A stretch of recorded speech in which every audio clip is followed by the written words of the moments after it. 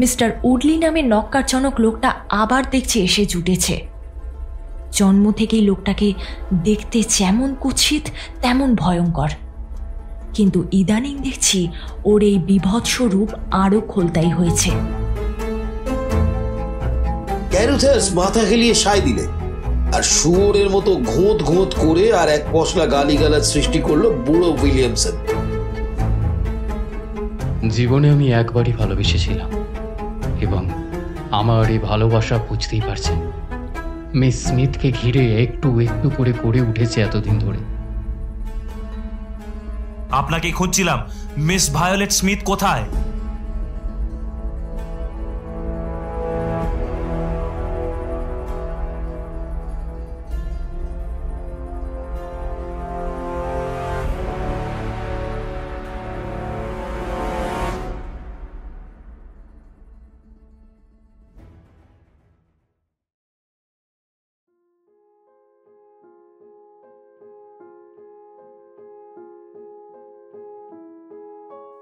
ব্রেনসনিয়ারের night of থ্রিলসে এর আগে আপনারা শুনেছেন স্যার আর্থার কনান ডয়েলের সৃষ্ট শার্লক হোমসের বেশ কিছু অ্যাডভেঞ্চার কাহিনী।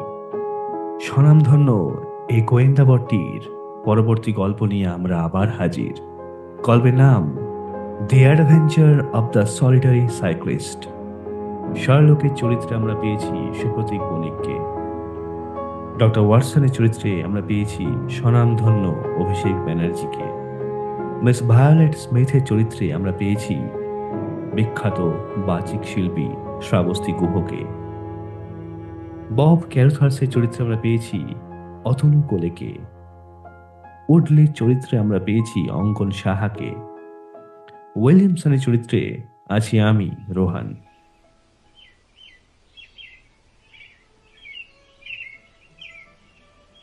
তীক্ষ্ণ চোখে মিস ভায়োলেট স্মিথের আপাদ মস্তক দেখে নিয়ে হোমস বললে, এটুকু বুঝছি স্বাস্থ্য নিয়ে কোনো মাথা ব্যথা আপনার নেই, এবং সেরকম কোনো কারণ নিয়ে আপনার আগমনও নয়। এরকম উৎসাহী বাইসাইক্লিস্টের তো অফুরন্ত এনার্জি থাকাই স্বাভাবিক, না? আপনি কি বলেন? আশ্চর্য হয়ে নিজের পায়ের দিকে মিস স্মিথ তাকাতে আমারও চোখ পড়ল পেডালের ঘষা লেগে পাশের দিকে সামান্য ক্ষয়ে যাওয়া জুতোটা সোল দুটো। আপনি ঠিকই ধরেছেন মিস্টার হোমস, সাইকেল চালানোয় আমার উৎসাহ একটু বেশি, এবং আজকে আপনার কাছে এসেছি বলতে গেলে এই কারণেই। হোমস মিস স্মিথের দস্তানাহীন অনাবৃত হাতটা তুলে নিয়ে এমন নির্বিকার ভাবে অন্যান্য মোনা হয়ে খুঁটিয়ে খুঁটিয়ে দেখতে শুরু করে দিল যেন কোনো নমুনা পরীক্ষা করতে বসেছে আত্মভোলা বিজ্ঞানী। কিছু মনে করবেন না, এই আমার ব্যবসা। আর একটু হলেই ভুল করে ফেলছিলাম আর কি। আপনাকে টাইপিস্ট মনে করেছিলাম, কিন্তু এখন আর কোনো ভুল নেই। পেশাটা গান বাজনার। সামনের দিকে চ্যাপটা বর্ষার ফলার মতো আঙুলগুলো লক্ষ্য করেছো ওয়াটসন? টাইপিস্ট আর বাজনাদারদের আঙুলই এরকম হয়ে থাকে, কিন্তু মুখেতে দেখছি পরমার্থ নিষ্ঠার হালকা প্রতিচ্ছবি। টাইপিস্টের চোখে মুখে এরকম অমূর্ততার সাক্ষাৎ তো পাওয়া যায় না। ইনি মিউজিশিয়ান। হ্যাঁ মিস্টার হোমস, আমি গানের মাস্টারি করি। গ্রামাঞ্চলে? আপনার গায়ের রং দেখে তাই মনে হচ্ছে। হ্যাঁ, ফার্নহ্যামের কাছে, সারের সীমানায়। বড় সুন্দর পরিবেশ। এখন বলুন দেখি, স্যারের সীমানায় ফার্নহ্যামের কাছে কি ঝামেলায় পড়েছেন আপনি? মিস্টার হোমস, বেশ কিছুদিন হলো আমার বাবা আমাদের মায়া কাটিয়েছেন। বাবার নাম জেমস স্মিথ, ইম্পেরিয়াল থিয়েটারে অর্কেস্ট্রা পরিচালনা করতেন। বাবা মারা গেলে একেবারে জলে পড়লাম বললেই চলে। সংসারে আত্মীয় বলতে ছিল এক কাকা, রাল্ফ স্মিথ। 25 বছর আগে আফ্রিকায় অ্যাডভেঞ্চার করতে গেছিলেন কাকা, এবং এই দীর্ঘ সময়ের মধ্যে তার কাছ থেকে আর সাড়া শব্দ পাইনি। বাবার মৃত্যুর পরে অভাব অনটনের সংসার নিয়ে যখন জ্বলে পুড়ে মরছি আমি আর মা, ঠিক এই সময় শুনলাম আমরা কোথায় আছি তা জানার জন্য দ্য টাইমসে কারা বিজ্ঞাপন দিয়েছে। খবরটা কানে আসার পর আমাদের আনন্দ উত্তেজনা খানিকটা অনুমান করতে পারেন আপনি। ভাবলাম শেষ পর্যন্ত বুঝি বরাত খুলল, কারো সম্পত্তির ওয়ারিশ হয়ে বসেছি আমরা দুই হতভাগিনী। কাগজে আইনজ্ঞের নাম ছিল, কাজেই সিধে হাজির হলাম তার অফিসে। সেখানে গিয়ে আলাপ হলো মিস্টার কারুথার্স আর মিস্টার উডলি নামের দুই ভদ্রলোকের সাথে। সাউথ আফ্রিকা দেশ থেকে বেড়াতে এসেছিলেন ওরা। শুনলাম কাকা এদের বিশেষ বন্ধু ছিলেন। কয়েক মাস আগে জোহানেসবার্গে চরম দারিদ্র্যের মধ্যে মারা গেছেন উনি। মৃত্যুশয্যায় এদেরকে মিনতি করে যান যেন দেশে ফিরে তার আত্মীয় স্বজনকে খুঁজে বার করে তাদের যাতে কোনো অভাব না থাকে তার ব্যবস্থা তারা করেন। শুনে ভারী আশ্চর্য লেগেছিল এই কারণে যে কাকা জীবিতকালে আমরা বেঁচে আছি কি মরে গেছি সেই খোঁজটুকু নেওয়ার দরকারও মনে করেননি। মৃত্যুর পর যাতে আমাদের গায়ে আঁচড়টি না লাগে সে ব্যবস্থা করার জন্য এত মাথা ব্যথা হয়েছিল তার মৃত্যুর আগের মুহূর্তে। কিন্তু মিস্টার ক্যারুথার্স সব বুঝিয়ে বললেন বাবার মৃত্যু সংবাদ পেয়েই নাকি খুব মুষড়ে পড়েছেন কাকা। আমাদের দুর্গতির জন্য নিজেকে দায়ী করেন এবং উঠে পড়ে লাগলেন প্রায়শ্চিত্ত করার জন্য। মাফ করবেন, এসব কথাবার্তা কবে হয়েছিল ঠিক? গত ডিসেম্বরে, মাস চারেক আগে। তারপর? মিস্টার উডলি লোকটা একটা অতি যাচ্ছে তাই। যখন তখন আমার পানে তাকিয়ে তার চোখ টেপার বহরটা যদি দেখতেন তো আপনারও আপাদমস্তক জ্বলে যেত। চেহারাটা রুক্ষ, ফুলো ফুলো মুখ, লাল গোঁপ আর পরিপাটি করে আঁচড়ানো চুল কপালের দুপাশে ল্যাপটানো। ছোকরা বয়স কিন্তু অতি কদর্য প্রকৃতির লোক এবং রীতিমতো নক্কারজনক। এরকম লোকের সঙ্গে আমার আলাপ আছে শুনলেও খুশি হবে না সিরিল। ওহ, তার নাম বুঝি সিরিল? হাসি মুখে বলল হোমস। একটু লাল হয়ে ওঠেন মিস ভায়োলেট স্মিথ, তারপরেই ফিক করে হেসে ফেলে বলল, হ্যাঁ mister Holmes, Cyril electrical engineer. গ্রীষ্মের শেষাশেষি বিয়ে করার ইচ্ছে আছে আমাদের। কি মুশকিল, ওর কথা আবার শুরু করলাম কখন। আমি যা বলতে চাইছিলাম তা এই, মিস্টার উডলি লোকটা নক্কারজনক হলেও মিস্টার ক্যারুথার্স কিন্তু অতটা নয়। ভদ্রলোকের বয়সও বেশি, গায়ের রং ময়লা পাঙাশপানা, দাড়ি গোঁফ পরিষ্কার কামানো, কথাবার্তাও খুব অল্প বলেন। স্বল্পভাষী হলেও ভদ্রলোকের ব্যবহার খুব মার্জিত এবং ভদ্র, হাসিটাও মিষ্টি। মোটের উপর মিস্টার ক্যারুথার্সকে অনায়াসেই বরদাস্ত করা চলে। একান্ত শুভানুধ্যায়ীর মতো আমাদের খোঁজ খবর নিতে লাগলেন ভদ্রলোক। আমরা বড় গরিব শুনে উনি প্রস্তাব করলেন তার বাড়িতে থেকে তার 10 বছরের মেয়েকে গান শেখানোর। আমি মাকে ছেড়ে থাকতে রাজি নই শুনে উনি বললেন প্রত্যেক শনিবার আমি না হয় মার কাছে আসব। বছরে 100 পাউন্ড দিতে রাজি হলেন উনি। বলা বাহুল্য, প্রস্তাবটা খুব খারাপ নয়, বিশেষ করে তখন আমাদের যা অবস্থা এ যেন আকাশের চাঁদ হাতে পাওয়া। আমতা আমতা না করে রাজি হয়ে গেলাম। তারপর একদিন তল্পা নিয়ে আস্তানা গাড়লাম ফার্নহ্যাম থেকে প্রায় মাইল 6 দূরে শিলটার্ন গ্রাঞ্জে। মিস্টার ক্যারুথার্স বিপত্নিক, তাই ঘর কন্যার কাজ দেখাশোনা করার জন্য মিসেস ডিকসন নামে একজন বসিওসি লেডি হাউসকিপারকে এনেছিলেন সংসারে। মিসেস ডিকসনকে দেখলেই বোঝা যায় বেশ সম্ভ্রান্ত ঘরে তার জন্ম। আমার ছাত্রীটিও বড় ভালো, মোটের উপর সব দেখে শুনে খারাপ লাগলো না এবং রাতারাতি কপাল খুলে যাওয়ার জন্য অবাক হলাম খুবই। মিস্টার ক্যারুথার্সের চমৎকার ব্যবহারের কথা আর কী বলবো। এছাড়া গান বাজনার উপর তার অনুরাগও বড় কম ছিল না। প্রতিটা সন্ধ্যা তাই ফুরফুরে প্রজাপতির মতো হাসি খুশি ডানা মেলে উড়ে যেতে লাগলো আমার মনকে আনন্দের আভায় উজ্জ্বল করে দিয়ে। প্রত্যেক শনিবার শহরে আসতাম মাকে দেখবার জন্য। আমার এই সুখের জীবনের প্রথম অশান্তির সূত্রপাত হলো লাল গোঁফো মিস্টার উডলির ধূমকেতুর মতো আবির্ভাবে। লোকটা এসেছিল মাত্র মাসখানেক থাকার জন্য। কিন্তু আমার কাছে এই একটা মাসই 3 মাসের মতো লম্বা মনে হয়েছে।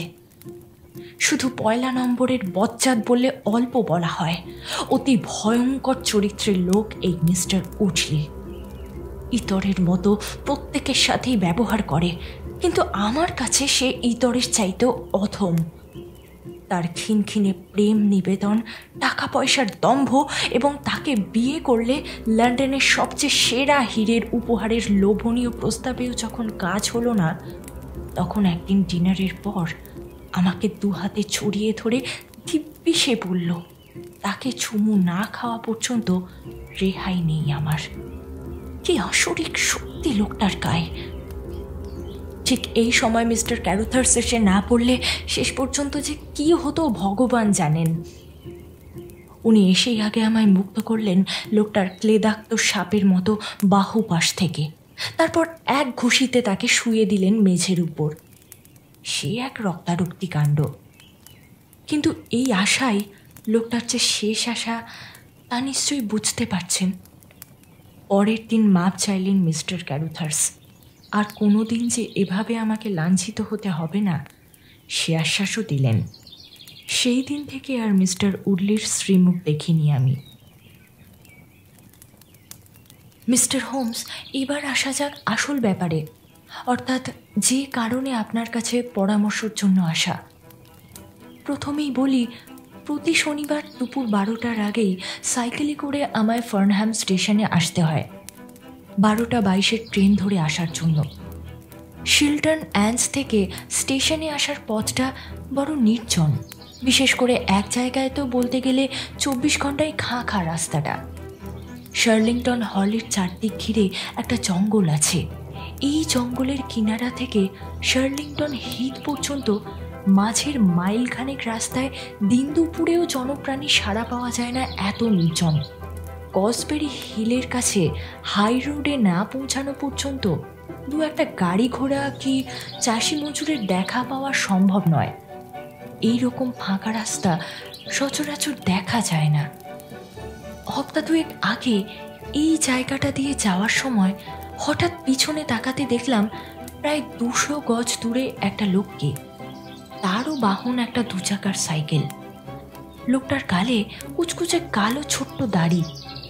বয়সের দিক দিয়ে না বুড়ো না জোয়ান বললেই মনে হলো।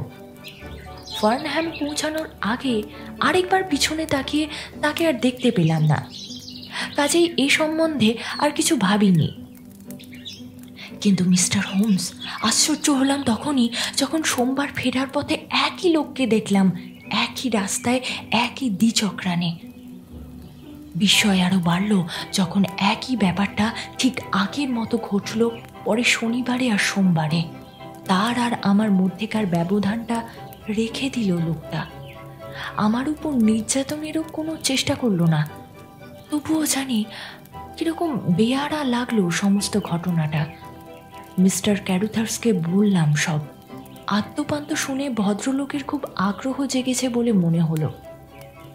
আমায় বললেন আমার কোনো আশঙ্কার কারণ নেই, কেননা এই রাস্তা দিয়ে যাতে আমাকে আর সঙ্গীহীন অবস্থায় না যেতে হয় এজন্য তিনি ইতিমধ্যে একটা ঘোড়ার গাড়ির অর্ডার দিয়েছেন। এই হপ্তাতেই ঘোড়ার গাড়ি এসে পৌঁছানোর কথা, কিন্তু কী কারণে জানি না তা এলো না। কাজেই আবার সাইকেলে করে রওনা দিতে হলো স্টেশনের দিকে। আমি কিন্তু আজ সকালের কথাই বলছি। শার্লিংটন হিথের কাছে এসে পিছন ফিরে তাকিয়েছিলাম। তাকাতেই চোখে পড়ল সেই লোকটাকে। গত 2 হপ্তায় যেভাবে তাকে দেখেছি ঠিক সেইভাবে 100-2 গজের ব্যবধানে সাইকেল চালিয়ে পিছু নিয়েছে সে। দূরত্বটা সমান রেখেছিল যাতে ভালো করে তার মুখ দেখতে না পাই। কিন্তু লোকটা যে আমার চেনা জানা নয় সে বিষয়ে আমি নিশ্চিত। পরনে গাঢ় রঙের স্যুট, মাথায় কাপড়ের টুপি, কুচকুচে কালো দাড়িটা ছাড়া মুখের আর কিছুই পরিষ্কার দেখতে পাচ্ছিলাম না। আজকে আর তেমন ভয় পাইনি, উল্টে কৌতূহল হলো খুবই।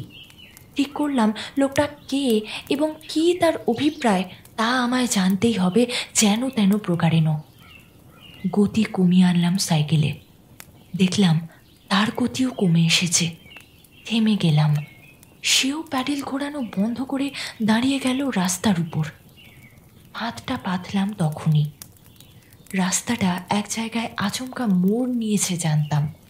তীর বেগে সাইকেল চালিয়ে মোড়টা ঘুরেই থেমে গেলাম। প্রতীক্ষায় রইলাম দাড়িওয়ালা লোকটার। জানতাম সেও তীর বেগে মোড় ঘুরেই আমাকে পেরিয়ে যাবে, থামবার অবসর পাবে না। কিন্তু আর টিকিটই দেখতে পেলাম না লোকটার। আবার ফিরে এলাম মোড় ঘুরে। মাইল খানেকের মতো রাস্তার মধ্যে লোকটার ছায়াও দেখতে পেলাম না। আরও আশ্চর্যের ব্যাপার কি জানেন, আমি যে জায়গাটার কথা বলছি সেখানে রাস্তাটা দুপাশে কোনো শাখা প্রশাখা না রেখে লম্বালম্বি এসে মোড় নিয়েছে। কাজেই তার ভোজবাজির মতো মিলিয়ে যাওয়া দেখে আমার তখনকার অবস্থাটা আপনি অনুমান করতে পারবেন মিস্টার হোমস। নিঃশব্দে এক চোট হেসে নিয়ে দুহাত ঘষতে ঘষতে বলল হোমস, কেসটায় বেশ কিছু ভাবনার খোরাক আছে দেখছি। প্রথমবার মোড় ঘোরার পর থেকে লোকটা উধাও হয়ে গেছে। দেখার আগে পর্যন্ত ব্যবধানটা ঠিক কত মিনিটের বলুন তো? মিনিট 2-3 তো বটেই। মিনিট 2-3 মধ্যে তো লোকটার পক্ষে ফিরে যাওয়া সম্ভব নয়। তাছাড়া সড়কের দুপাশে কোনো রকম রাস্তাও নেই, তাই তো? না। তাহলে যে কোনো একদিকের পায়ে চলা রাস্তায় নেমে পড়াই স্বাভাবিক? না, তা সম্ভব নয়। শার্লিংটন হিথের পাশে সে যেখানেই ঘাপটি মেরে থাকুক না কেন, আমার চোখ এড়াতো না। তাহলে বাদশা দিয়ে যা সিদ্ধান্ত হলো শুধু এইটাই, এবং তা হচ্ছে এই শার্লিংটন হল যদি রাস্তার আরেক প্রান্তে হয় তাহলে সেদিকেই সটকেছে লোকটা। আর কিছু বলবেন নাকি? না মিস্টার হোমস, আসলে দিন দুপুরে ওই কাণ্ড দেখে আমি এমনই ঘাবড়ে গেলাম যে মনে হলো সিধে আপনার কাছে এসে আপনার পরামর্শ না নেওয়া পর্যন্ত শান্তি পাবো না মনে। তাই কিছুক্ষণ নীরবে বসে রইল হোমস। তারপর শুধালো, যে ভদ্রলোকের সাথে আপনার বিয়ের সম্বন্ধ পাকাপাকি হয়েছে তিনি কোথায় থাকেন? কনভেন্ট্রিতে মিল্যান্ড ইলেকট্রিক কোম্পানিতে কাজ করে ও। আচমকা দেখা দিয়ে আপনাকে চমকে দেওয়ার কোনো মতলব নেই তো তার? মিস্টার হোমস, আপনি তাকে চেনেন না। তা আপনার আর কোনো স্তাবক আছে নাকি? সিরিলের সঙ্গে আলাপ হওয়ার আগে কয়েকজন ছিল। তারপর ধরুন এই উডলি নামধারী বিকট লোকটা। অবশ্য ওকে স্তাবক শ্রেণীতে ফেলবে কিনা সে বিচার আপনার। আর কেউ? আমতা আমতা করতে থাকে মিস স্মিথ। আমার মনের ভুল হতে পারে মিস্টার হোমস, কিন্তু মাঝে মাঝে কেমন জানি মনে হয়েছে মিস্টার ক্যারুথার্স আমার সম্বন্ধে একটু বেশি রকমের সচেতন। একই বাড়িতে দিনের পর দিন থাকতে থাকতে ঘনিষ্ঠ হয়ে ওঠা স্বাভাবিক। প্রতি সন্ধ্যায় তার গান বাজনাগুলো আমিই বাজাই। মুখ ফুটে কোনোদিনই কিছু বলেননি। সেদিক দিয়ে উনি নিখুঁত ভদ্রলোক, কিন্তু মেয়েদের মন তো ধুলো দেওয়া বড় কঠিন। হ্যাঁ, ভদ্রলোকের কাজ কারবার কি? খুব বড় লোক বলেই জানি। গাড়ি ঘোড়া তো নেই, না থাকলেও খুব সচ্ছল অবস্থা। সপ্তাহে 2 দিন উনি শহরে যান। দক্ষিণ আফ্রিকায় সোনার শেয়ার নিয়ে নাওয়া খাওয়া ভুলেছেন বললেই চলে। মিস স্মিথ, নতুন কিছু ঘটলেই আমাকে জানাবেন। আপাতত আমি খুবই ব্যস্ত, তবুও কথা দিচ্ছি আপনার কেসটা নিয়ে মাথা ঘামানোর সময় আমার হবে। ইতিমধ্যে আমাকে না জানিয়ে হট করে কিছু করে বসবেন না যেন। Good bye. সুখবর শোনার আশায় রইলাম। নমস্কার। মিস স্মিথের পায়ের শব্দ সিঁড়িতে মিলানোর আগেই হারিয়ে যাওয়া চিন্তার খেই ধরতেই যেন পাইপটার দিকে হাত বাড়িয়ে হোমস বলল, বুঝলে ওয়াটসন, কেসটার কতগুলো পয়েন্ট আর ইঙ্গিত লক্ষ্য করার মতো।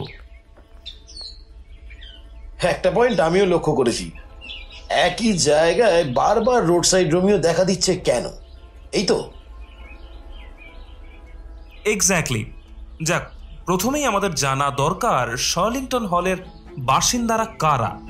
তারপর মিস্টার ক্যারুথার্স আর উডলির আচার ব্যবহার দেখে বোঝা যাচ্ছে সম্পূর্ণ ভিন্ন ধরনের মানুষ দুজনে। তাই যদি হয় তাহলে ওদের মধ্যকার আসল সম্পর্কটাই বা কি? আর রাল্ফ স্মিথের আত্মীয় স্বজনের খোঁজ খবর নেওয়ার বেলায় ওদের দুজনেরই বা এত আগ্রহ দেখা যাচ্ছে কেন? ও আরেকটা পয়েন্ট, দ্বিগুণ বেতন দিয়ে যিনি গভর্নেন্স নিয়ে আসেন বাড়ি থেকে 2 মাইল দূরে স্টেশনে যাতায়াত করার জন্য, তিনি ঘোড়ার গাড়ি রাখেন না কেন? কেন এমন তোর অবস্থা ওয়াটসন? সত্যি কিরকম একটা খাপ ছাড়া লাগছে, তাই না? তুমি যাবে নাকি? না হে না, গেলে তোমাকেই যেতে হবে ওয়াটসন। এসব সামান্য ব্যাপার নিয়ে আমি আমার মূল্যবান গবেষণার ব্যাঘাত ঘটাতে চাই না। সোমবার সকাল সকাল ফার্নহ্যামে পৌঁছে শার্লিংটন হিথের কাছাকাছি কোথাও ঘাপটি মেরে একটা বসে থাকবে আর কি।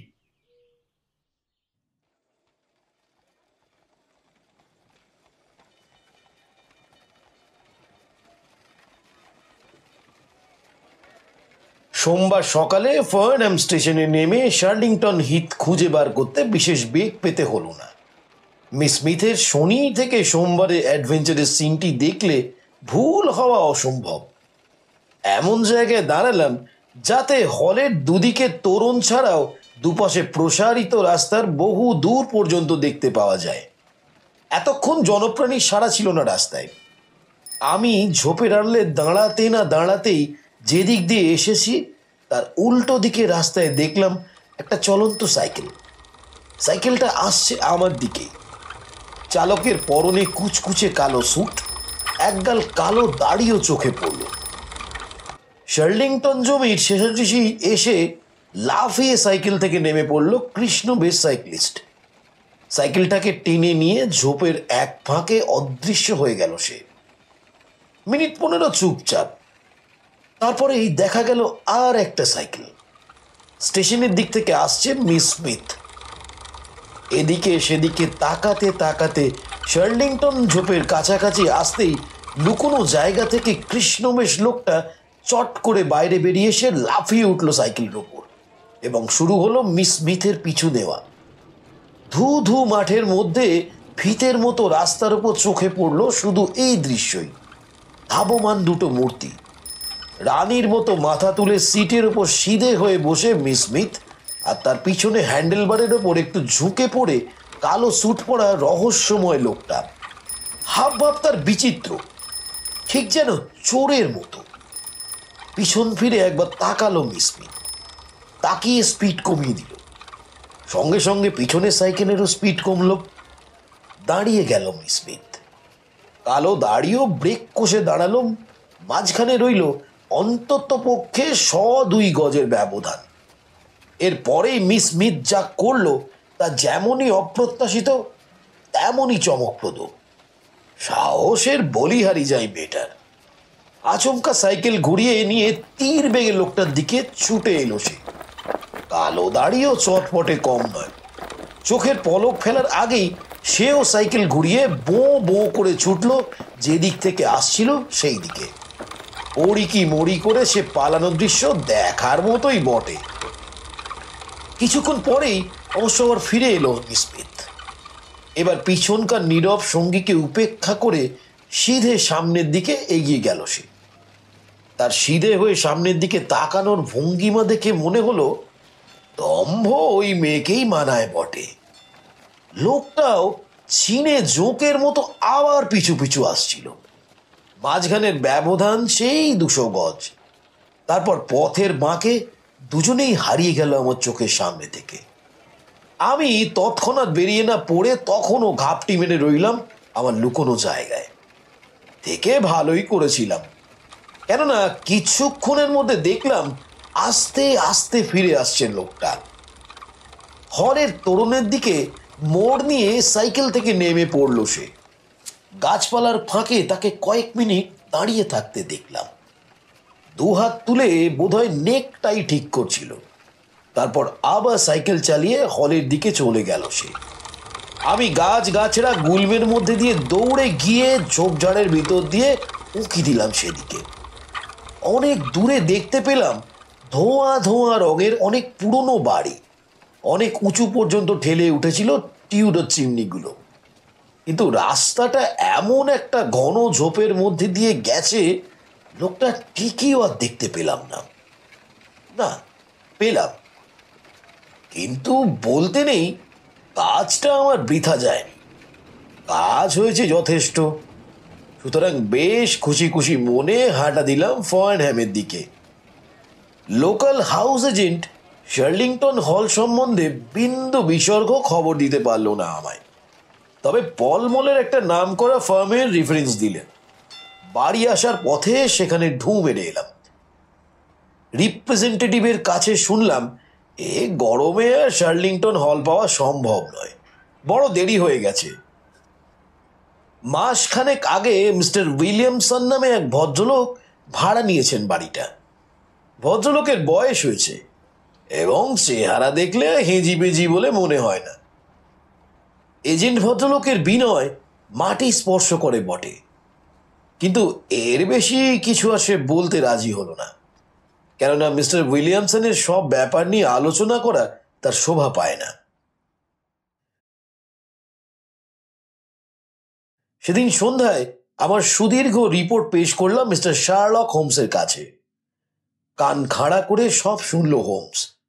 আশা করেছিলাম ছোটখাটো দু একটা সাবাস কিংবা বাহবা অথবা ব্রেভো, মাই ডিয়ার ওয়াটসন এরম কিছু জাতীয় প্রশংসা শুনতে পাবো ওর মুখ থেকে, কিন্তু সেসবে ধার দিয়েও গেল না হোমস। উল্টে ওর রসকসহীন মুখ আরো বেশি কঠোর হয়ে উঠতে লাগলো আমার বর্ণনা তালে তালে, এবং আমি যা করেছি আর যা করিনি তার ওপর এমন চোখা চোখা মন্তব্য ছাড়তে শুরু করলো যে কহতব্য নয়। মাই ডিয়ার ওয়াটসন, তোমার লুকোনো জায়গার নির্বাচনটাই ভুল হয়েছে। ঝোপের পেছনে থাকা উচিত ছিল না তোমার, ওয়াটসন। তাতে লোকটাকে ভালো করে দেখতে পাওনি। বেশ কয়েকশো গজ দূর থেকে যা দেখছো, মিস স্মিথ দেখছে তার থেকেও অনেক বেশি কাছ থেকে। সুতরাং তোমার রিপোর্টে বেশি তথ্যের আশা করা অন্যায়। দেখো, মিস স্মিথের ধারণা লোকটাকে সে চেনে না, কিন্তু আমার দৃঢ় বিশ্বাস সে চেনে। তা না হলে লোকটা এমন মরিয়া হয়ে পালাবার চেষ্টা করবেই বা কেন? পাছে মেয়েটা তার কাছাকাছি এসে তাকে চিনে ফেলে, ভয় সেটাই, তাই না? লোকটা হ্যান্ডেল বারের ওপর ঝুঁকে পড়েছিল বললে, তাই তো? তাহলেই দেখো, এখানেও নিজের মুখ আড়াল করবার প্রচেষ্টা। প্র্যাকটিক্যালি ওয়াটসন, যাচ্ছে তাই রকমের বাজে কাজ করে এসেছো তুমি। লোকটা বাড়ির দিকে ফিরে যেতেই তোমার খেয়াল হলো লোকটার পরিচয় জানার, আর তুমি এলে লন্ডন হাউস এজেন্টের কাছে। একটু গরম হয়ে উঠি আমি। তাছাড়া আমার কি করা ছিল শুনি? কাছাকাছি কোনো পাবলিক হাউসে যাওয়া। গাঁ অঞ্চলে সব রকম মুখরোচক আলোচনার কেন্দ্র হলো পাবলিক হাউস।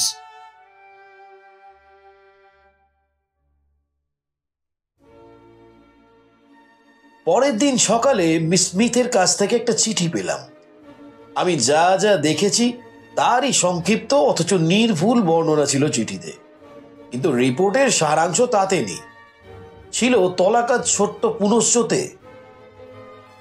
মিস্টার হোমস, অকপটে সব কথা আপনাকে খুলে লিখছি, এবং আমার বিশ্বাস এদিক দিয়ে আপনার উপর আমার অগাধ আস্থা কোনোদিনই ক্ষুণ্ণ হবে না। এখানে থাকা আমার পক্ষে আর সম্ভব হয়ে উঠছে না। মিস্টার ক্যারুথার্স বিয়ের প্রস্তাব করেছেন।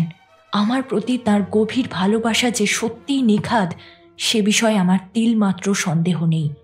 কিন্তু আমি যে বাগদত্তা, আমার প্রত্যাখ্যান খুবই সিরিয়াসলি নিয়েছেন মিস্টার ক্যারুথার্স, কিন্তু কোনো রকম উচ্ছ্বাস বা উত্তেজনা দেখাননি। খুব ভদ্রভাবে শুনেছেন আমার বক্তব্য। বুঝতেই পারছেন, এরপর থেকে পরিস্থিতি বড় জটিল হয়ে উঠেছে। চিঠি পড়া শেষ হলে চিন্তা ঘন চোখে হোমস বললে, আমাদের ইয়াং ফ্রেন্ড দেখছি ক্রমশই গভীর জলে তলিয়ে যাচ্ছে ওয়াটসন। না হে, আমার একটু গাঁয়ে যাওয়া দরকার। আজই বিকেলে রওনা হয়ে ছায়া ঢাকা পাখি ডাকা সুনিবিড় শান্তির নীড় গায়ের হাওয়া খাওয়ার সাথে সাথে আগে থেকেই ভেবে রাখা দু একটা থিওরিও পরখ করে দেখতে হবে। ছায়া ঢাকা পাখি ঢাকা সুনিবিড় শান্তির নীড়ে হোমসের অভিযান যে শান্তিময় হয়নি তা ওকে দেখা মাত্রই বুঝলাম। রাত করে বাড়ি ফিরল, এক ঠোঁট কাটা, কপালের ওপর একটা বিরাট ঢিপি। হোমস কিন্তু এই আজব অ্যাডভেঞ্চারে বিলক্ষণ পুলকিত। সব কথা বলতে বলতে কতবার যে হাসতে হাসতে গড়িয়ে পড়লো তার আর ইয়ত্তা নেই। তোমাকে আগেই বলেছিলাম পাড়াগাঁ অঞ্চলে 5 জন বসে আড্ডা মারে এমন জায়গা খুঁজে বার করতে। ফার্নহ্যামে নেমে এরকম জায়গা বার করতে বিশেষ বেগ পেতে হলো না আমার। মদের আড্ডায় গিয়ে বসতেই প্রথম যে লোকটার সঙ্গে আলাপ হলো তার আবার নিজস্ব কিছু জায়গা জমি বাড়ি ঘরদোর আছে, একটু বেশি বকা স্বভাব লোকটার। কাজেই যা চাইছিলাম সবই শুনলাম তার কাছে। উইলিয়ামসন লোকটা সাদা রঙের একগাল দাড়ি আছে, সামান্য কয়েকটা চাকর বাকর নিয়ে শার্লিংটন হলে একলাই থাকেন ভদ্রলোক। গুজব ভদ্রলোক এককালে পাদ্রী ছিলেন অথবা এখনও আছেন, কিন্তু হলে থাকতে থাকতে তাঁর কীর্তিকলাপের দু একটা নমুনা যা শুনলাম তা জপ তপ ধর্মকর্ম যার কাজ তার পক্ষে শোভা পায় না। ক্লারিক্যাল এজেন্সিতে খোঁজ নিয়ে জানলাম এরকম একটা নাম তাদের অর্ডারেও এককালে ছিল, কিন্তু লোকটার কাজকর্মের রেকর্ড অতি জঘন্য এবং শোনার মতো নয়। বাচাল লোকটার পেট থেকে আরও কথা বার করে নিলাম। প্রতি সপ্তাহে শনি রোববার নাগাদ অনেকের আগমন ঘটে শার্লিংটন হলে। বিশেষ করে একজনের কথাই বললেন ভদ্রলোক। লোকটার নাম মিস্টার উডলি। ভদ্রলোকের লাল লাল গোঁফ এবং অনেক দিন পর্যন্ত তাকে এক নাগাড়ে হলে থাকতে দেখা গেছে। ঠিক এই সময়েই হলো বিপত্তি। যার সম্বন্ধে এত কথা সেই মিস্টার উডলি যে স্বয়ং পাশের ঘরে পিপে থেকে গড়িয়ে বিয়ার খাচ্ছিল তা কি আমি আর জানি চাই? শুধু মদ্যপানই করেনি, আড়ি পেতে আমাদের সব কথাই শুনেছে। কথার মাঝেই গটগট করে ঢুকেই শুরু করলো অশ্রাব্য গালিগালাজের সঙ্গে অজস্র প্রশ্নবান। কে আমি, কি আমার অভিপ্রায়, এসব প্রশ্ন জিজ্ঞাসা করার মানে কি? কথাবার্তা বেশ বলে লোকটা, সে কি বচনের তোড়, বিশেষণগুলো বড় চোখা চোখা। বৃষ্টির মতো গালিবর্ষণ শেষ হলো মোক্ষম একটা ঘুষি মেরে। পেছন দিক দিয়ে হাত ঘুরিয়ে তার মারখানা দেখার মতো। বরাত মন্দ, ঘুষিটা একেবারে এড়িয়ে যেতে পারলাম না। তার পরের মিনিট কটা কিন্তু অতি উপাদেয়। বাঁ হাতের সিধে মার ওই একবারই। পাকা বদমাশ হলে কি হবে, মিস্টার উডলিকে বাড়ি দিয়ে যেতে হলো গাড়িতে। আর আমার অবস্থাটা তো দেখছই। গায়ের অভিযান শেষ হলো বটে, তবে স্বীকার করতে লজ্জা নেই সময়টা ভালো কাটলেও লাভ বিশেষ কিছু হয়নি। সারে বর্ডার থেকে তুমি যা জেনেছো তার থেকে এমন কিছু বেশি আমি জানিনি। আচ্ছা,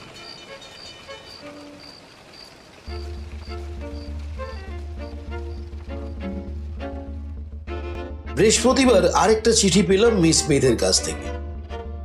মিস্টার হোমস, শুনে নিশ্চয়ই খুব বেশি অবাক হবেন না। আমি মিস্টার ক্যারুথার্সের চাকরি ছেড়ে দিচ্ছি। মুঠো মুঠো টাকা মাইনে দিলেও এরকম অস্বচ্ছন্দ আবহাওয়ার মধ্যে এত আড়ষ্টভাবে আমার পক্ষে থাকা আর সম্ভব না। শনিবার শহরে আসছি, আর ফেরার ইচ্ছে নেই। মিস্টার ক্যারুথার্স গাড়ির ব্যবস্থা করেছেন, কাজেই ফাঁকা রাস্তায় আর বিপদের আশঙ্কা নেই। সত্যিকারের বিপদ আপদ কোনো কালে ছিল কিনা তা অবশ্য আমার জানা নেই। শুধু মিস্টার ক্যারুথার্সের সঙ্গে মন কষাকষি হওয়ার জন্যই চাকরি আমি ছাড়ছি না। আরও একটা বিশেষ কারণ আছে। মিস্টার উডলি নামে নক্কারজনক লোকটা আবার দেখছে এসে জুটেছে। জন্ম থেকেই লোকটাকে দেখতে যেমন কুৎসিত তেমন ভয়ঙ্কর, কিন্তু ইদানিং দেখছি ওর এই বিভৎস রূপ আরও খোলতাই হয়েছে। নিশ্চয়ই কোনো অ্যাক্সিডেন্ট হয়েছিল লোকটার। মুখের আদলটাই পাল্টে গেছে মনে হলো, চেনা মুশকিল। জানালায় দাঁড়িয়েছিলাম, হঠাৎ দেখলাম মিস্টার ক্যারুথার্সের সঙ্গে খুবই উত্তেজিতভাবে হাত মুখ নেড়ে কথা বলছে সে। অনেকক্ষণ ধরে কথা হলো দুজনের। শেষকালে যেন মিস্টার ক্যারুথার্সও বেশ উত্তেজিত হয়ে উঠেছেন মনে হলো।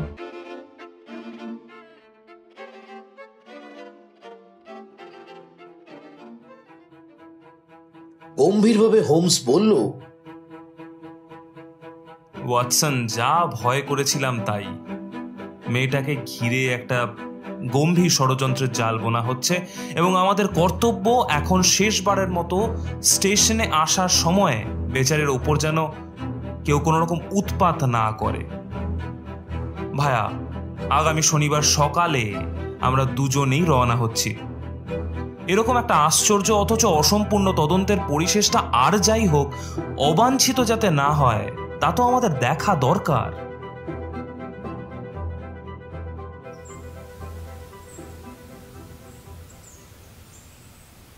বালি ঢাকা চওড়া রাস্তায় পাশাপাশি হাঁটতে হাঁটতে আমি আর হোমস বুক ভরে সকালে তাজা বাতাস নিয়ে পাকপাকালির মিষ্টি গান শুনতে শুনতে বসন্তের ছোঁয়া অনুভব করলাম দেহের অনুপরমাণুতে।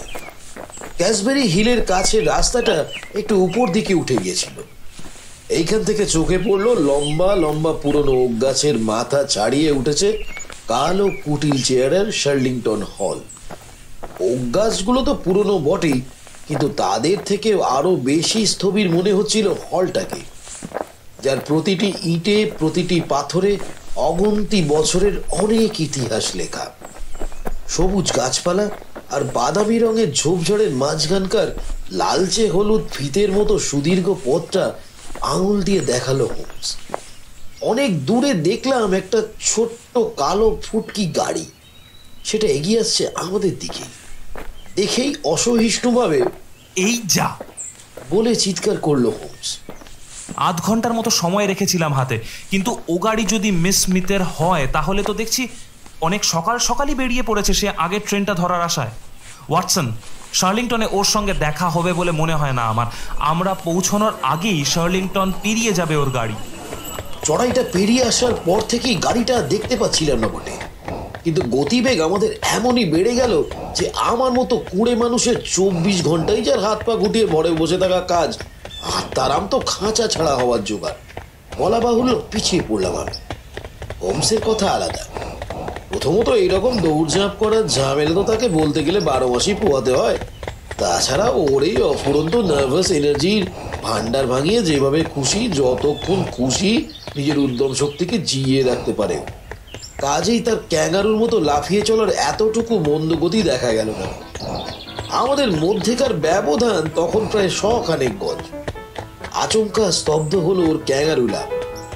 মুহূর্তেই দুহাত শূন্যে ছুড়ে এমন ভাব করলে যেন নিরাশায় দুঃখে নিঃশেষ হয়ে গেল।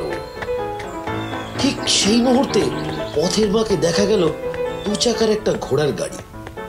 কদম চালে মোড় ঘুরেই গড় গড় ঝনঝন শব্দে তীর বেগে গাড়িটা ধেয়ে আসতে লাগলো আমাদের দিকে। দৌড়তে দৌড়তে চিৎকার করে উঠল হোমস। ইস, ভীষণ দেরি হয়ে গেছে ওয়াটসন, দারুণ দেরি করে ফেলেছি আমরা। গাধা, বোকা গাধা আমি। আগে ট্রেনের জন্য তৈরি হয়ে আসা উচিত ছিল আমার। মেয়েটাকে ওরা গুম করলো ওয়াটসন, গুম করলো। খুনও করতে পারে, ভগবান জানেন কি ওদের মর্জি। রাস্তা জুড়ে দাঁড়াও, থামিয়ে দাও ঘোড়াটাকে। ঠিক আছে, উঠে পড়ো চটপট, দেখা যাক এবার আমার কৃতকর্মের প্রায়শ্চিত্ত করা যায় কিনা। লাফ মেরে গাড়িটায় দুজনে উঠে পড়ার পর হোমস লাগাম ধরে মুখ ঘুরিয়ে দিলে ঘোড়ার। তারপরে শন করে বাতাস কেটে চাবুকের এক ঘা, যেন উড়ে চললাম আমরা। পাকটা ফেরার সঙ্গে সঙ্গে শার্লিংটন হল আর ঝোপের মধ্যেকার সুদীর্ঘ রাস্তাটা ভেসে উঠলো চোখের সামনে।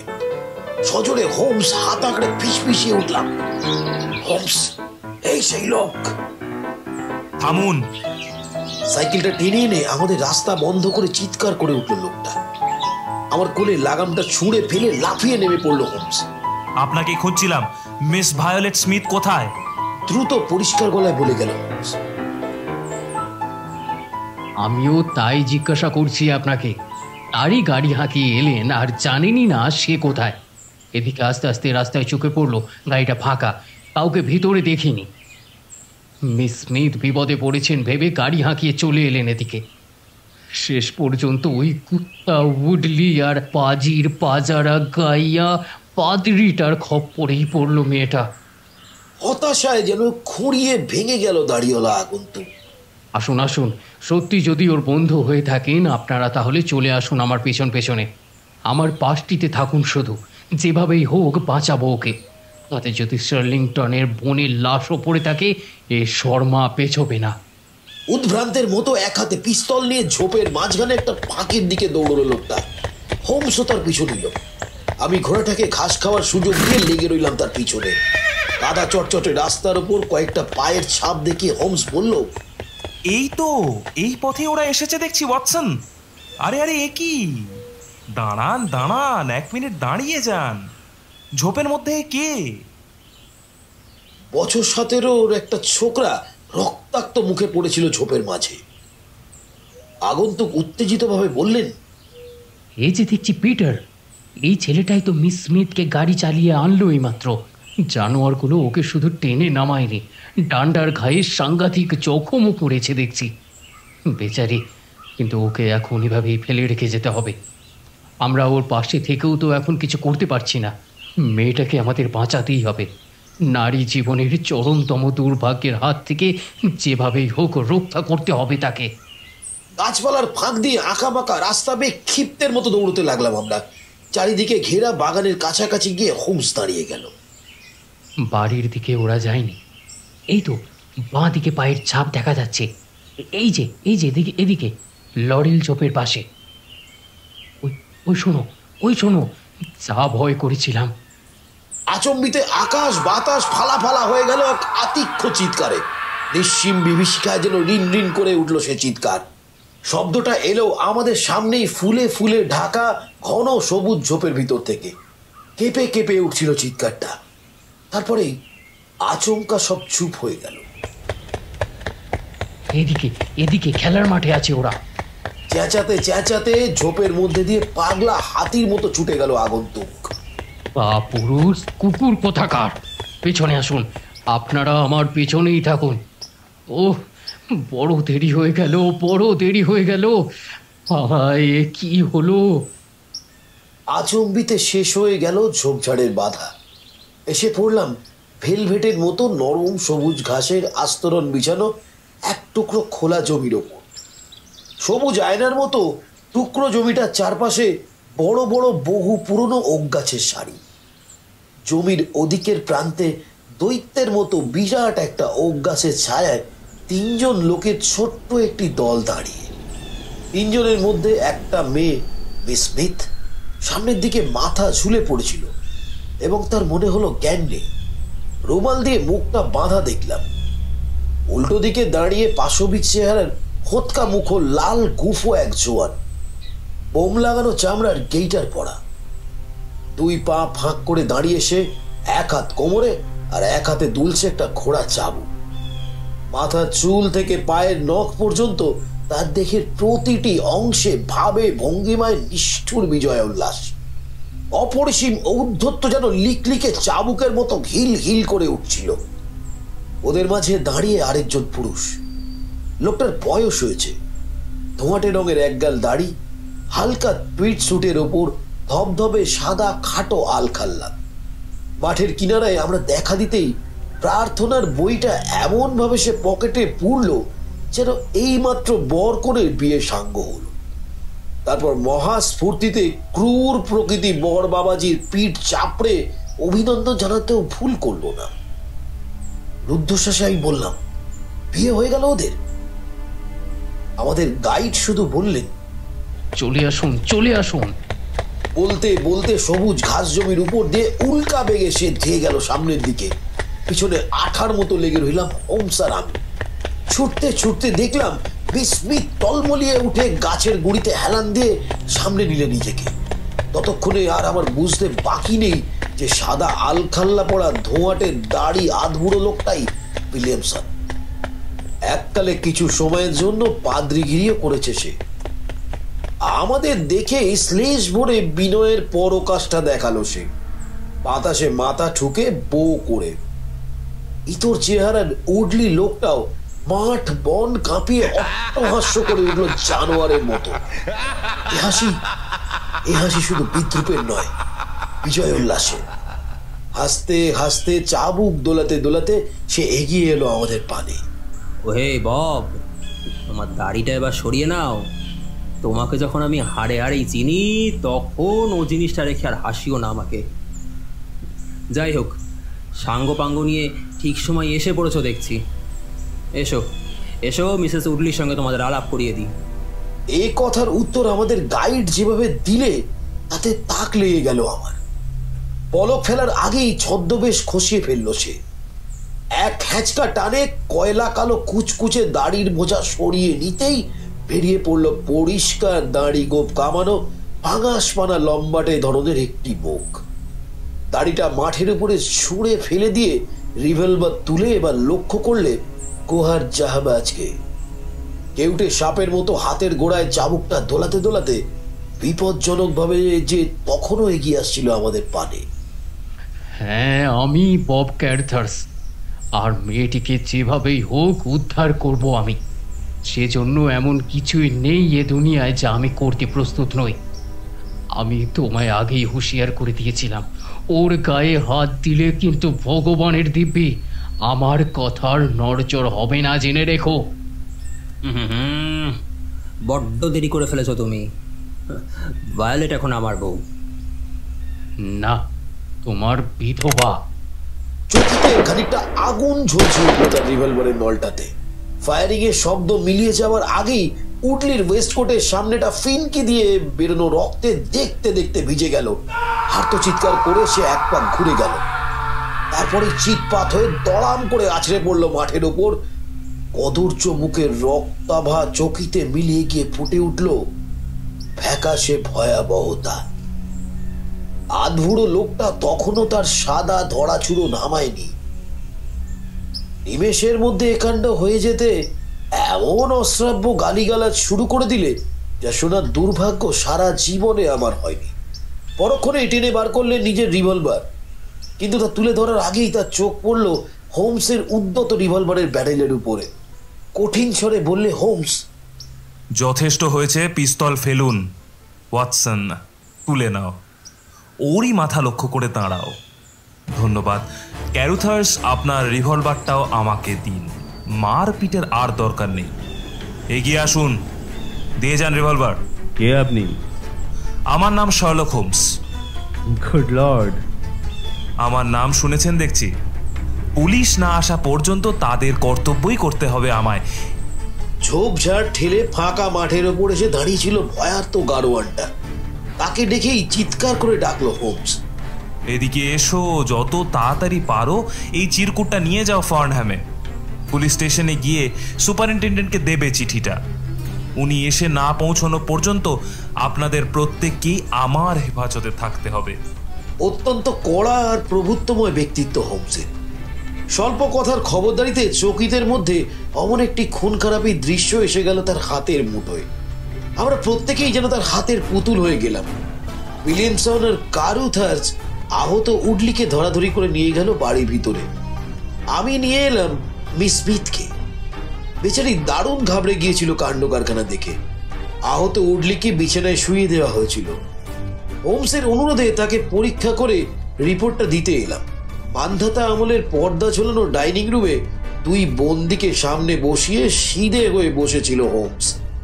বললাম, বেঁচে যাবে লোকটা। তড়াক করে চেয়ার ছেড়ে লাফিয়ে চিৎকার করে উঠলেন ক্যারুথার্স, ওপরে গিয়ে ওকে শেষ করি আগে, তারপর অন্য কথা।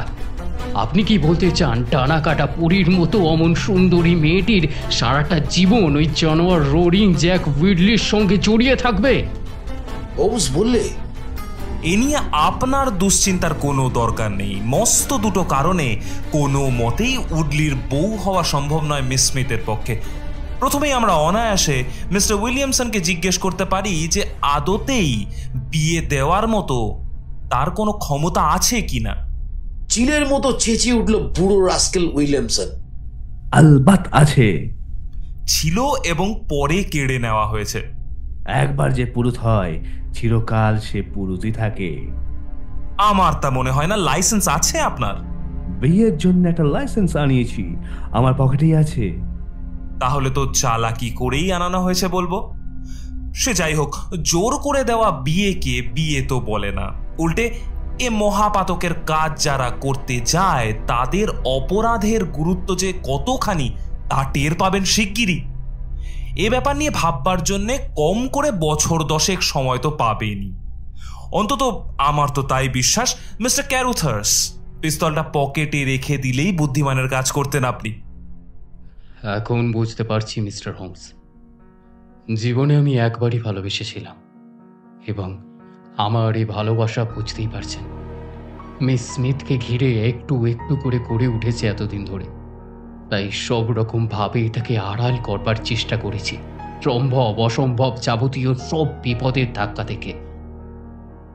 কিন্তু এত করেও এখন দেখলাম যার সংস্পর্শে এসে ভালোবাসা কাকে বলে জেনেছি, সে পড়েছে এমন একজনের খপ্পরে যার নামে কিম্বারিয়াল থেকে জোহানেসবার্গে পর্যন্ত অবাল বৃদ্ধ বনিতা শিউরে ওঠে। সারা আফ্রিকায় যার চুড়িদার হওয়ার মতো মানুষ, পশু আর খুনে গুন্ডা আর দুটি নেই। তখন আর নিজেকে সামলাতে পারলাম না। চিন্তা, বুদ্ধি, বোধ সমস্ত আচ্ছন্ন হয়ে গেল উন্মাদ রাগে। মিস্টার হোমস, বেশি কথা কি, আমার চাকরিতে মিস স্মিথকে বহাল করার পর থেকেই একটি দিনের জন্য ওকে আমি বাড়ির চৌহদ্দি ছেড়ে বাইরে যেতে দিইনি, কারণ এই রাস্কেলগুলো যে অষ্টপ্রহর ওঁত পেতে রয়েছে তার জন্য। তা আর কেউ না জানলেও আমি তো জানি। এমনকি বাড়ি ছেড়ে যেখানেই সে একলা রওনা হয়েছে আমিও সাইকেল নিয়ে তার পিছু নিয়েছি, পাছে কেউ তার ওপর কোনো হামলা না করে বসে এই ভয়ে। অবিশ্বাস্য লাগছে, তাই না? বেশ কিছুটা তফাতে থেকেই সাইকেল চালিয়েছি এবং পাছে চিনে না ফেলে তাই নকল দাড়ি লাগিয়ে ছদ্মবেশও ধারণ করতে হয়েছে আমাকে। হয়তো এসবের দরকার হতো না যদি আর 5টা মেয়ের মতো হতো মিস স্মিথ, কিন্তু তার মতো তেজি মেয়ে বড় একটা দেখা যায় না। কাজেই রাস্তাঘাটে বেরোলেই যে আমি তার পিছু নেই সেটা জানলে এক মুহূর্তও আমার চাকরিতে থাকতো না সে। টেলিগ্রামটা আসার পরেই বুঝলাম আর সবর করা সম্ভব নয় ওদের পক্ষে। এসপার কি ওসপার যা হয় কিছু একটা এবার ওরা করবেই। কিসের টেলিগ্রাম? পকেট থেকে একটা টেলিগ্রাম বার করলো ক্যারুথার্স। এই দেখুন। খুবই সংক্ষিপ্ত টেলিগ্রাম। বুড়ো অক্কা পেয়েছে। হোমস বললে, বুঝছি, এবার জলের মতো সবটাই বুঝছি, এবং এই টেলিগ্রাম পাওয়ার পর কেন তারা উঠে পড়ে লেগেছে তাও আর অস্পষ্ট নেই আমার কাছে। দয়া করে উৎকর্ণ হয়ে শুনুন, তারপর বলুন আর কিছু গোপন রইল কিনা। প্রথমেই বলি, আপনারা 3 জনেই, মানে আপনি উইলিয়ামসন, আপনি ক্যারুথার্স আর উডলি এসেছেন সাউথ আফ্রিকা থেকে। 1 নম্বরের কাঁচা মিথ্যে বুড়ো ঘুঘু বলে উঠল সঙ্গে সঙ্গে। মাস কয়েক হলো এদের আমি দেখেছি, তার আগে এদের থোবড়া দেখার সৌভাগ্য আমার কোনোদিনই হয়নি। তাছাড়া আফ্রিকায় আমি জীবনে যাইনি, কাজেই মিস্টার ব্যস্তব্যাগ হোমস, আপনার মূল্যবান তদন্ত ফল পাইপে ভরে কিছুক্ষণ ধূমপান করলে বিলক্ষণ খুশি হব। ক্যারুথার্স বললে, মিথ্যে বলেনি উইলিয়ামসন। বেশ বেশ বেশ, না হয় আপনারা দুজনেই এসেছেন আফ্রিকা থেকে। প্রভুপাত তাহলে আমাদের স্বদেশী মালই বলবো। সাউথ আফ্রিকায় রাল্ফ স্মিথের সঙ্গে আলাপ হয়েছিল আপনাদের। আপনারা জানতেন বেশি দিন বাঁচবে না সে, আর জানতেন বুড়ো অক্কা পেলে তার সব সম্পত্তি পাবে তার ভাগ্নি। কিরকম, ঠিক হচ্ছে তো? ক্যারুথার্স মাথা খেলিয়ে সায় দিলে, আর শুয়োরের মতো ঘোঁত ঘোঁত করে আর এক পশলা গালিগালাজ সৃষ্টি করলো বুড়ো উইলিয়ামসন। এই ভাইঝি তার সম্পত্তির একমাত্র উত্তরাধিকারিণী। আরও একটা জিনিস আপনারা জানতেন, বুড়ো কোনো উইলি করবে না। ক্যারুথার্স বললে, লিখতে পড়তেই জানতো না। কাজেই আপনারা দুজন কষ্ট করে সাগর লঙ্ঘন করে এলেন এ দেশে। উদ্দেশ্য মেয়েটাকে খুঁজে বার করা। আপনার মতলব ছিল অভিনব। একজন বিয়ে করতেন মেয়েটিকে, আরেকজন বখরা নিতেন লুটের সম্পত্তির। যে কোনো কারণেই হোক উডলিকে স্বামী নির্বাচন করা হয়। কেমন, ঠিক হচ্ছে তো? জাহাজে আসার সময় বাজি ফেলে তাস খেলেছিলাম। উডলি জিতে নিল মিস স্মিথকে। এখানে এসে কায়দা করে চাকরিতে বহাল করলেন মিস স্মিথকে। ঠিক হলো এই সুযোগ নিয়ে তার সঙ্গে প্রেম করা শুরু করবে উডলি। কিন্তু দুর্ভাগ্য আপনাদের, মাতাল উডলিকে চিনতে বেশি দেরি হলো না মিস স্মিথের।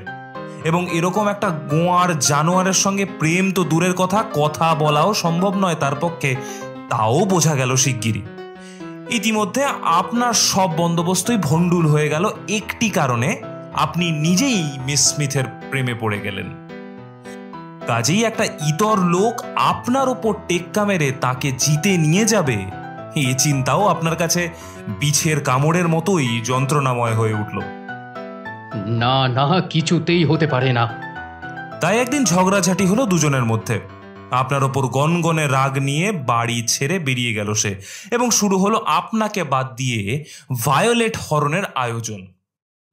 শুকনো হেসে ক্যারুথাস বললে, উইলিয়ামসন, এ ভদ্রলোকের কাছে আর কিছু চেপে রেখে লাভ আছে কি? হ্যাঁ, দারুণ ঝগড়া হয়ে গিয়েছিল আমাদের মধ্যে।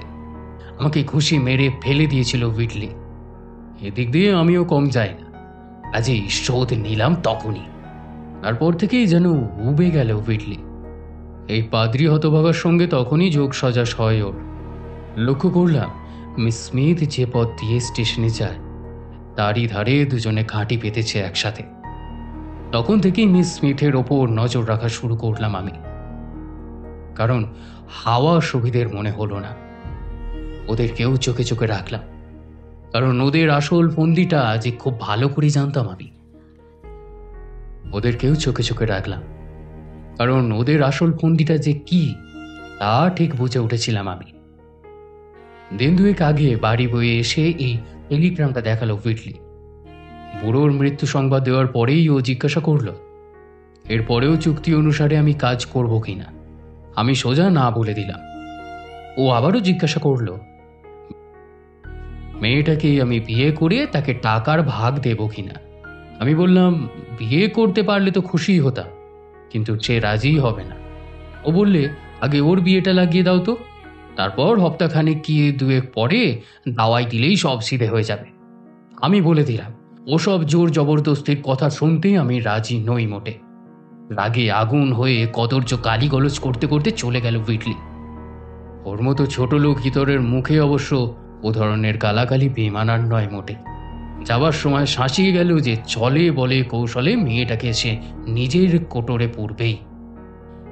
এই হপ্তার শেষের দিকেই তার এই চাকরি ছেড়ে চলে যাওয়ার কথা। স্টেশন পর্যন্ত একটা গাড়ির ব্যবস্থাও করেছিলাম আমি, কিন্তু মন মানল না। তাই নিজেই সাইকেলে পিছু নিলাম তার। সবে রওনা হয়েছিল সে, আমিও নিরাপদ ব্যবধান বজায় রেখে পিছু নেওয়া শুরু করেছি।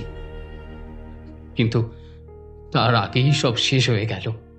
যখনই দেখলাম দুজন ভদ্রলোক তার গাড়ি চালিয়ে ফিরে আসছে, বুঝতে আর কিছুই বাকি রইল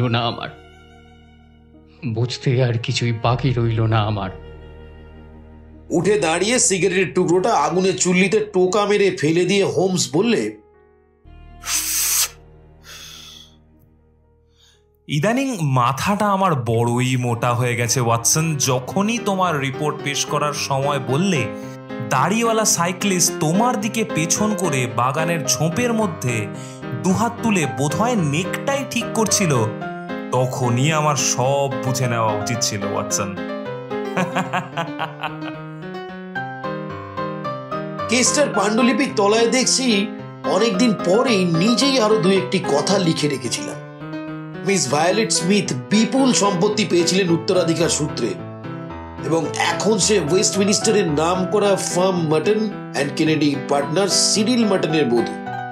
অপহরণ আর লাঞ্ছনার অভিযোগে উইলিয়ামসন আর উডলি দুজনেই শাস্তি পেয়েছে ধর্মাধিকরণ থেকে।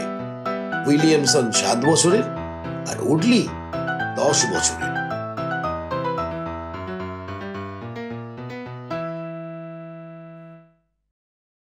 শুনছিলেন নাইট অফ থ্রিলস।